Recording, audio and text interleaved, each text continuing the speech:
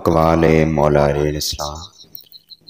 برے انسان کی صحبت سے پرہیز کرو کیونکہ وہ تلوار کی طرح ہوتا ہے، دیکھنے میں خوبصورت اور اثر میں خطرناک۔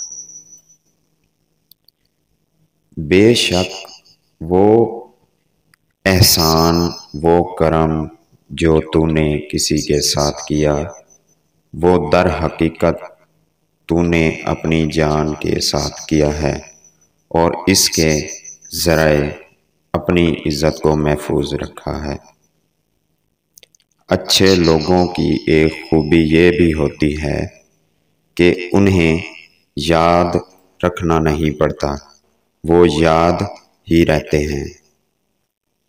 یہ زندگی 2 دن کی ہے، ایک دن تمہارے حق میں اور دوسرے دن تمہارے مخالف۔